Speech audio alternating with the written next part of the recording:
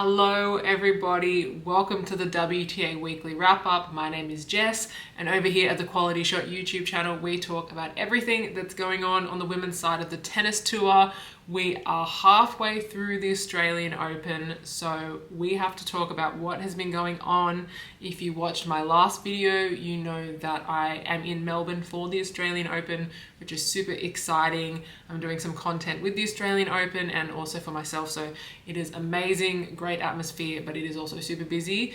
We are in a new hotel because I had to change hotels, but you know, that is a me problem, not a you problem. So let's get into it and talk about what has been going on today. We know who are playing in the quarterfinals. So depending when this video comes out, we might know the results of some of the quarterfinals, but we will talk about them nonetheless. Now, don't forget to hit that like and subscribe button if you love tennis, because Quality Shot has everything you could need when it comes to tennis. Now, I have my trusty phone here to remind me of what has been going on at the Australian Open. I feel like there has been so much going on.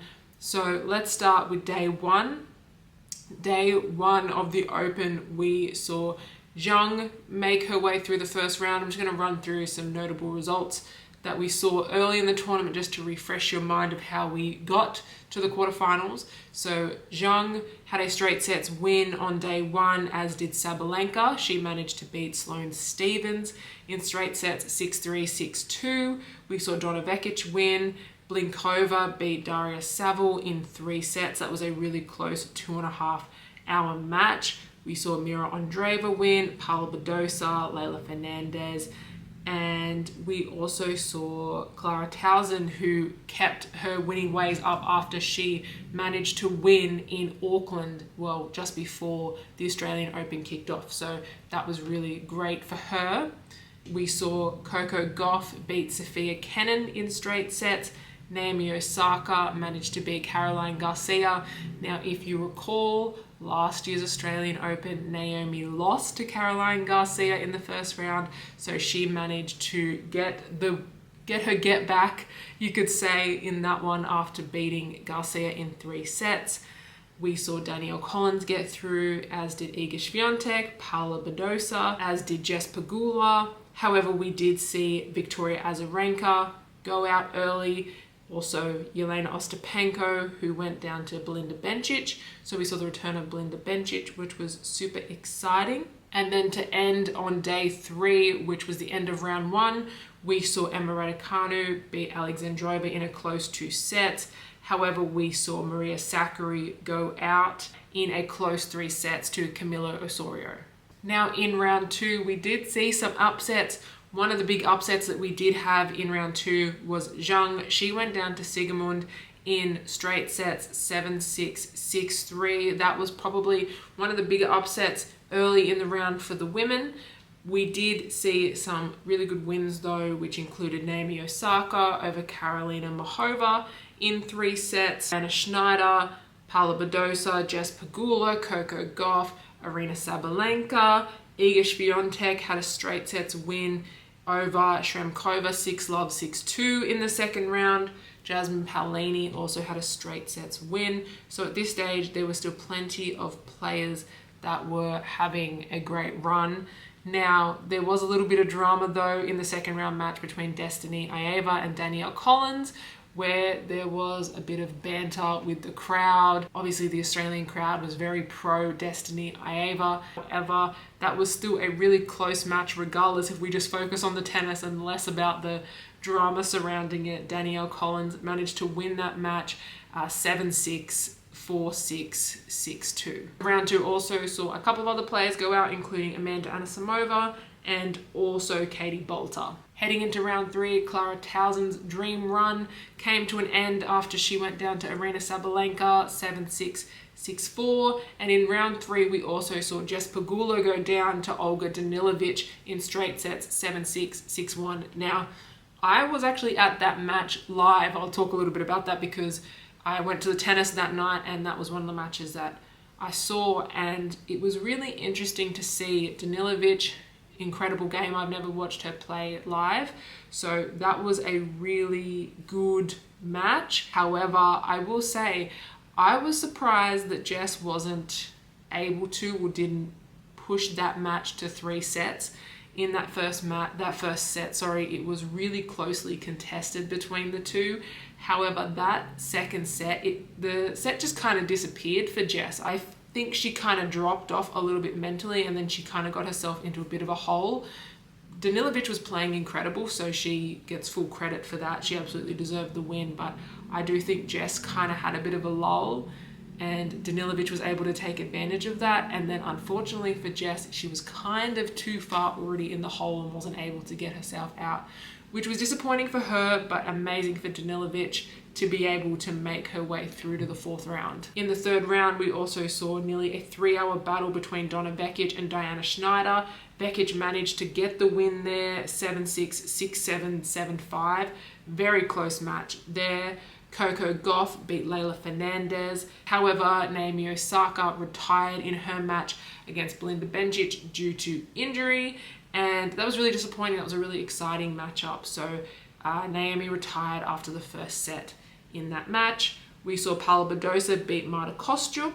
Iga Swiatek just kept her bakery open by beating Emma Raducanu in straight sets, 6-1, 6-love. Madison Keys beat Danielle Collins, 6-4, 6-4. Emma Navarro managed to get through Ons Jabeur in 3 sets. However, Elina Svitolina took out the 4th seed, Jasmine Paolini, in 3 sets. Svitolina actually dropped the first set and came back to win the next 2, 6-4, 6-love. We saw Rybakina beat Yastremska and Kudermetova beat Haddad Maia. Then in the 4th round, we had Aryna Sabalenka beat Mira Andreeva 6-1, 6-2 to keep her hopes alive to be able to take out the Australian Open for a 3rd time. We saw Coco Gauff beat Belinda Bencic. Now, this was the first set that Coco has dropped in a while. I don't remember the exact stat of when the last time Coco dropped a set, but she dropped the first set to Belinda Bencic and managed to come back and win. So that was a little bit of a scare early for Coco, but she did get the job done. Paula Badosa beat Danilovic 6-1, 7-6, and Pavlyuchenkova beat Donna Vekic 7-6, 6-love. Iga Swiatek managed to get through the lucky loser Eva Lees in a very convincing less than 1 hour match, which was 6-love, 6-1. Madison Keys beat Rybakina, and Emma Navarro managed to beat Kasatkina. Now, that's a bit of a wrap up of what happened and how we got to the quarterfinals. So the quarterfinal lineup that we have for this year's Australian Open is Aryna Sabalenka taking on Anastasia Pavlyuchenkova, and then the winner of that match will take on either Coco Gauff or Paula Badosa.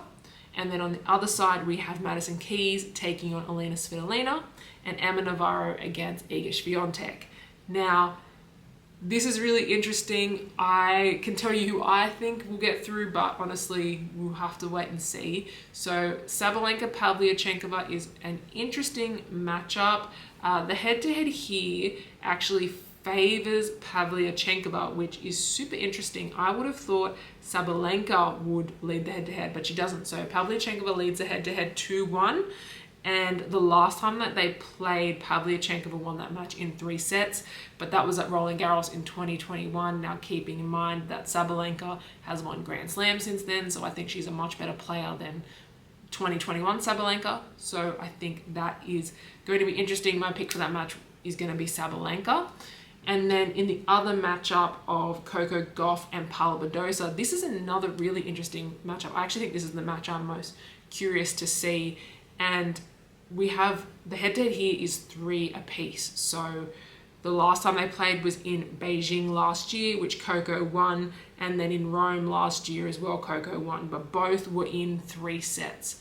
So this will be really interesting. I think this is going to be a real test for Coco. I have said before that she's been one of my picks to take out the Australian Open, and I think a lot of people. So it will be really interesting because Paula has been playing great. So I think I'm still going to go with Coco in this one, but I think this could be a real battle. And then the winner of that will either take on Sabalenka or Pavlyuchenkova. Personally, I really want to see the Coco-Sabalenka matchup. Honestly, in my mind, that could be the final right there of whoever wins that could take out the Australian Open, but I'm intrigued by that matchup. And then on the other side, we have Madison Keys taking on Elina Svitolina. Now, the head-to-head here for Madison Keys and Svitolina is that Keys leads the head-to-head 3-2, and the last time they played was back in 2022, which Madison Keys won, so it's been a couple of years since they last played. That's another really interesting matchup. I think I'm going to go with Madison Keys in that one, but again, another really interesting matchup. And then the other matchup is Emma Navarro against Iga Swiatek. Iga Swiatek leads the head-to-head 1-0. And the last time they played, it was in Charleston back in 2018, which Swiatek won 6-love, 6-2. Now, for Emma, she is going to have to play some of her best tennis of her life, I think, to beat Iga. Iga has been really solid lately and has been playing well. And for Emma, she is probably going to be a little bit more fatigued as well, because she has played nothing but 3-set matches to get her way through to the quarterfinal. So that is going to be really tricky for her. But that's really interesting. So I think if I'm going to go with what I think might happen here is my pick would be in the semi-final. On one side would be Coco against Sabalenka, but I think that could also easily be Sabalenka Badosa, potentially. And then on the other side, I would go with Iga Madison Keys. But also Iga Svitolina seems like another potential matchup. So this will be really interesting to see. We are well and truly making our way through the first Grand Slam for the year. It's super exciting. Cannot wait to see how all this tennis plays out. And look, enjoy. I look forward to seeing you in the next video. Don't forget to hit that like and subscribe button. My name is Jess, and I can't wait to see you in the next video. Bye.